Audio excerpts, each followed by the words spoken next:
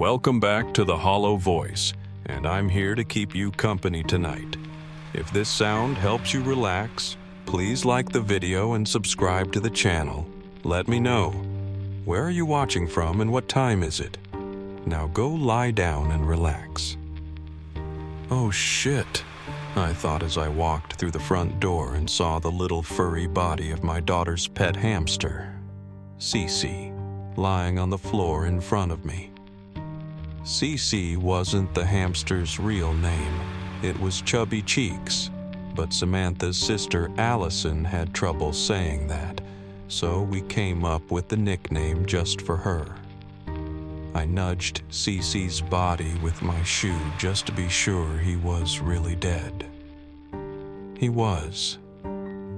I was afraid this was going to happen. Our cat, Ball, loved to catch things and leave them for me to find, and his favorite place to leave them was right by the front door. Samantha must have left her bedroom door open when she left for school. I warned her that this would happen. Every time that door was left open, even for a second, Bale would come running from wherever he was and try to sneak into the room. I figured Samantha was going to want to bury the hamster in the backyard, so I went into the garage and found a suitable box to bury him in. Then I used my car key to flip the body into the box. I know I wasn't being delicate, but the hamster was dead.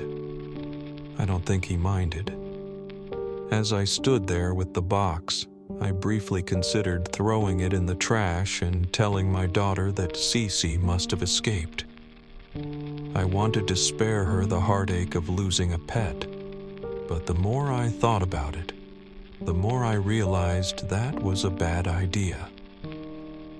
Pets die. That was something she was going to have accept. I took the box into the kitchen where I stuffed it with paper towels to keep the hamster's body from sliding around. When I finished, I walked over to the junk drawer to grab some tape to keep the box closed. That was when I saw the note I had written on the dry erase board. "Early release today," the note said. I had underlined it 3 times and I still forgot about it. If today was an early release day, the girls should already be home. I checked the time just to be sure. It was after 2 o'clock. They should have gotten home over an hour ago. "Samantha! Allison!" I called out as I walked through the house. I called out again when I got to the foot of the stairs. No one answered, but I did hear a soft thump from one of the upstairs rooms. As I walked up the steps, I noticed that Samantha's door was wide open. She had to be home. I could see her backpack sitting on the bed. Once I made it to the top of the stairs, I walked over to Samantha's room and peeked in, but she wasn't in there. I did notice that Cece's cage was sitting sideways on the floor with the top lying a few feet away. I shut her door and continued to call out, wondering where they were. They knew better than to leave the house on their own. When I got to Allison's room, I noticed the door was slightly ajar. I don't know why, but when I grasped the knob, I got the sudden feeling I shouldn't open it. I figured it was an irrational fear, likely caused by my growing concern over where my daughters were. I wasn't going to let that stop me from searching for them, though. I took a deep breath and swung the door open. What I saw made me take a step back and place my hand over my mouth. Sitting on the bed, with her knees tucked underneath her, was my daughter Allison. She was leaning on her left arm while she licked blood off of the fingertips of her right hand. She licked her fingers the way a cat would lick its fur, with long strokes of her tongue. Around her neck was Bale's collar. When she noticed me, she stopped what she was doing and made a soft mew sound. Then she started purring. It sounded so unnatural coming from her. Allison," I said as I slowly approached her. She just stared at me and continued to make those unsettling cat noises. That was when I glanced down and noticed the black furry legs poking out from beneath her bed. I squatted down, grabbed the closest one, and slowly slid the body of Bale out into the open. I looked up at Allison and watched as she continued to mimic the movements and sounds of the dead cat, right down to the way she cocked her head inquisitively at me. "Samantha!" I yelled suddenly. That startled Allison. She hissed at me and produced a low growl from deep in her throat. I ran out of the bedroom and shut the door behind me. I rushed frantically from room to room, calling out for Samantha. She wasn't supposed to leave Allison alone, but I couldn't find her anywhere. I was hoping she could tell me what the hell was going on. I searched the entire house until I came to the door of the one place I had yet to check, the basement. "Please be here," I thought, as I slowly opened the door. "Samantha!" I called out to the darkness, but no one replied. I didn't expect her to. She was afraid of the dark.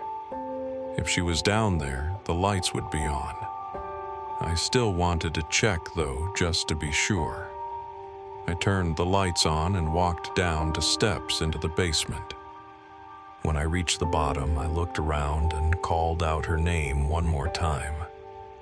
There was no response. I was about to go back up to the kitchen when the door that led to the backyard swung open and Samantha poked her head into the room. "Mom, is that you?" "Samantha." I rushed over and wrapped my arms around her as she walked into the basement.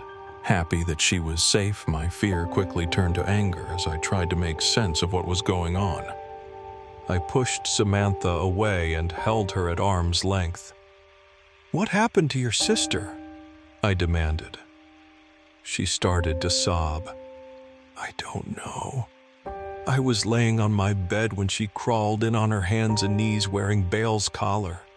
When I yelled at her to get out of my room, she attacked me." She showed me the scratches on her arms. "Allison did this?"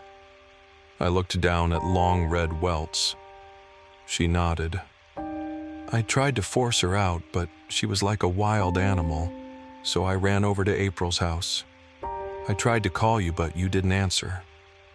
I reached for my phone, which I normally kept in my back pocket, but it wasn't there. I must have left it in the car. I did that frequently when I had it connected to the car's USB port. Come on." I grabbed her hand and led her up the basement stairs and into the kitchen. I was going to take her into the bathroom and clean her wounds, but I stopped when I saw Allison sitting on the kitchen counter. "Allison?" I held my palm out towards her in a placating gesture. "That's not Allison," Samantha said. "What do you mean?" I asked. "It's Bale." Before I could ask Samantha to explain, Allison leapt off the counter and ran at her sister, hissing and snarling as she closed the distance. I pulled Samantha back into the basement with me and shut the door right as Allison collided with it. I held the door shut as she clawed at the other side, trying to open it. I didn't let go until she gave up and walked away. I turned towards Samantha. "I need to go and get my phone out of the car." "No," she said while shaking her head. "It's okay. I will only be gone for a few minutes." I reached into my pocket and pulled my car keys out. "Come here and hold the door closed. She won't be able to open it if you're holding it." I figured that would give her a sense of security while I was gone. She reluctantly reached out and grabbed the handle. "I'll be right back," I assured her. It took me less than 3 minutes to run out to my car and retrieve my phone. "Everything's going to be okay," I told her when I returned. Why don't you go back over to April's and I will come get you in a little while." She just stood there and stared at me. "Go ahead, Sam. It's okay. Allison isn't going to leave the house." I wasn't positive of that, but I hoped it was true. Once I convinced her to leave, I pulled out my phone and opened my contacts. I scrolled down until I found my husband's number and tapped the screen. I stared at the ceiling, wondering where Allison was while I waited for my husband to pick up the phone. "This is Father Cook." I didn't recognize the voice that answered. I pulled the phone away from my ear and looked down at it. The number showing on the screen was not my husband's. "I'm sorry," I said. "I must have dialed the wrong number. If you are looking for Pastor Reed, he won't be in today. Perhaps I can be of assistance." That explained what happened. Pastor Reed's number was listed right above my husband's. In my haste to call my husband, I must have accidentally tapped the wrong contact. "I'm sorry," I apologized again. "I really need to get in touch with my husband." I hit the end call button. I didn't want to be rude to the priest, but I didn't have the time to explain. I opened my contacts again and made sure to tap on my husband's number. After several rings, it went to voicemail. I left a message telling him to call me back as soon as possible. Then I hung up and called him again. I tried calling him several times, but I kept getting transferred to his voicemail. I leaned my back against the door in frustration and slid down it until I was sitting on the steps. I didn't know what to do at that point, except wait. So that is what I did. When the phone rang a few minutes later, I jumped up and answered it, thinking it was my husband. "I'm sorry to disturb you, Mrs. Duncan, but I couldn't stop thinking about you. I hope you don't mind me calling you back. I just wanted to make sure you were okay." "You sounded upset," Father Cook said. "No!" I yelled into the phone. "I'm not okay. I have a dead cat and a daughter that no longer thinks she's human. So no, I am not okay." "Maybe you should start at the beginning," he said calmly. "Tell me what happened, and don't leave anything out, no matter how crazy or irrelevant you think it might be." I was surprised by his response. He was nothing but polite to me, and I just screamed at him. He seemed like he genuinely cared and wanted to help. Maybe he could help. He was a priest, after all, and what I was dealing with seemed a little outside the bounds of reality. I felt bad for yelling at him. I was originally going to have my husband come home and help me catch Allison, so we could take her to the nearest hospital. But as I thought about it, maybe that wasn't the best idea. I took a deep breath and told Father Cook everything that happened since I got home. "Stay where you are," he said after I finished telling him what happened and given him the address. "I will be there shortly." He seemed convinced that my phone call wasn't an accident. He believed something had guided my hand and brought the two of us together so we could help Allison. I hoped for my daughter's sake that was true. 20 minutes later, there was a knock on the basement door, the one that led to the backyard. I walked over and opened it. Standing before me was Father Cook. He was dressed exactly as you would expect. When he saw me, he pushed his thick-rimmed glasses up the bridge of his nose and introduced himself with a smile. "Please come in." I stepped to the side. "Where is your daughter now?" He didn't waste any time getting to the point. "I don't know," I shrugged. "Probably upstairs." I followed Father Cook up the basement stairs and into the kitchen. He stopped and listened. I could hear the soft thread of footsteps above us. "Is there anyone else in the house besides your daughter?" he asked. "No." He walked through the house until he came to the staircase. He placed his hand on the banister and started to climb the steps. "Which room is Allison's?" He turned and asked before continuing. I pointed to her door. I waited and watched as he walked into her room.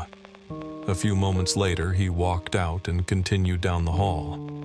I could no longer see him, but I could hear him. "Hello, Allison," he said. "I'm Father Cook. I'm a friend of your mother." Allison hissed in response and then started to growl. Father Cook backed down the hall slowly.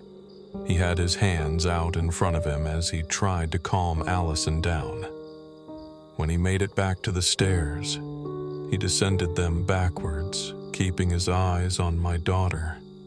She followed him, hissing and growling the entire time. She didn't stop until she reached the steps. "Let's go," he said and put his hand on my shoulder to guide me away. I let him lead me into the kitchen, then back down into the basement.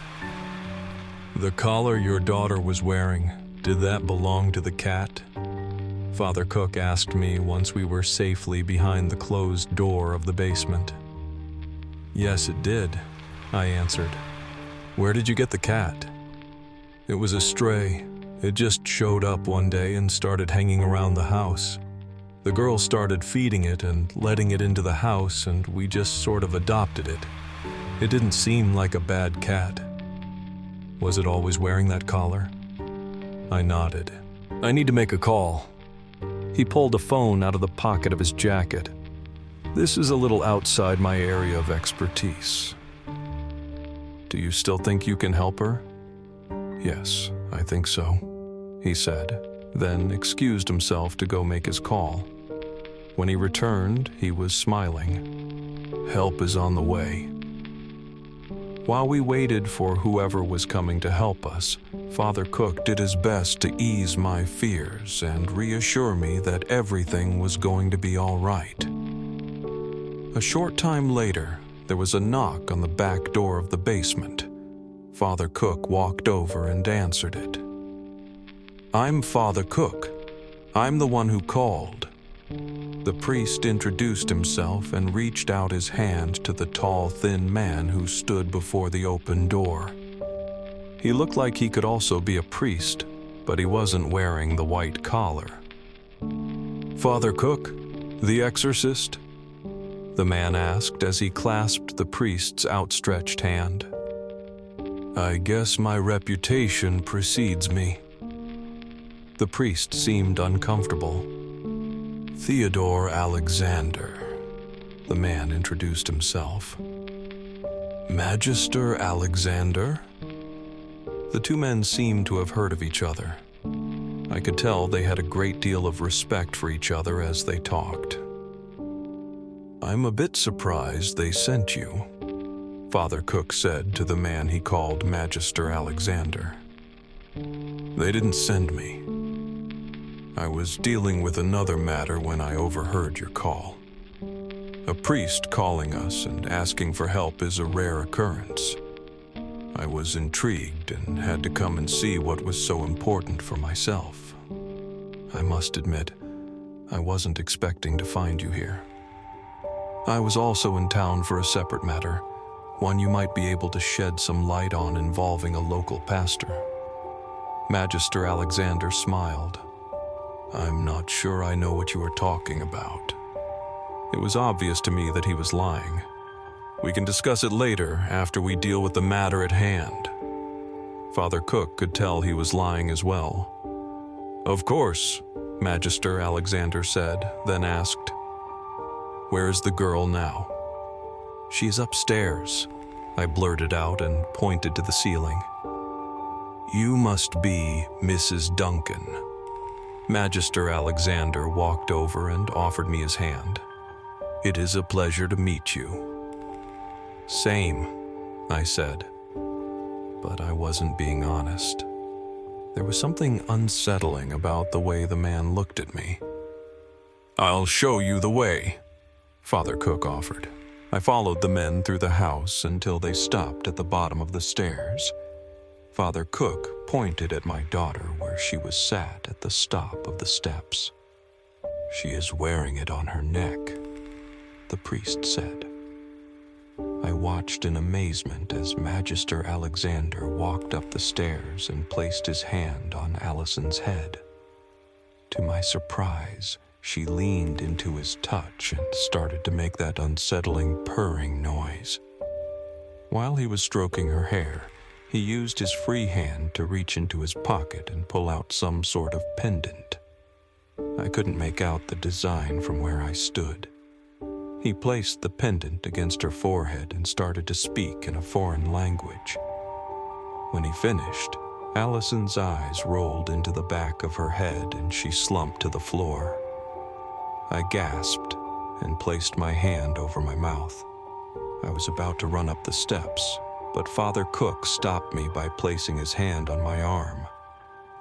"She's fine," he whispered in my ear. "He knows what he is doing.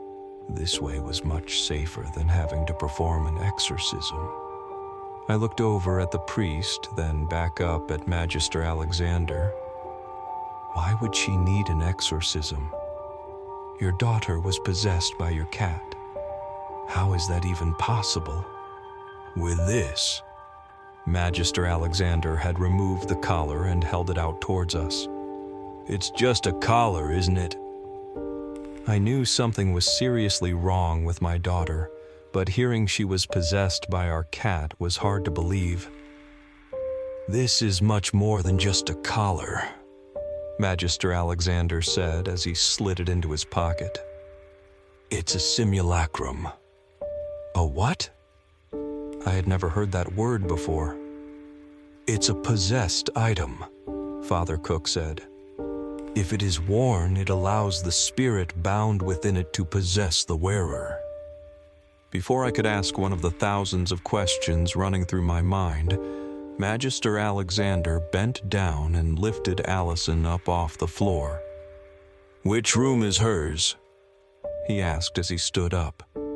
I pointed to her open door, then walked up the stairs and followed behind him. I entered the room as he gently laid her down on the bed. "She will probably sleep for the rest of the night," he said as he stepped out of my way. "Why was the cat wearing that collar?" I asked as he walked out of the room. "I don't know."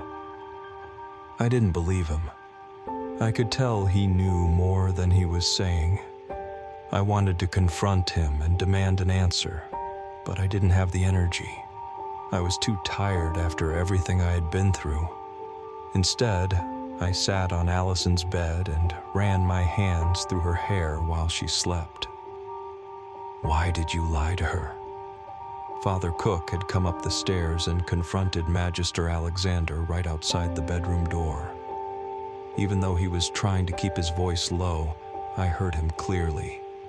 I got up and quietly made my way to the door so I could hear them better. "I did it to protect her family.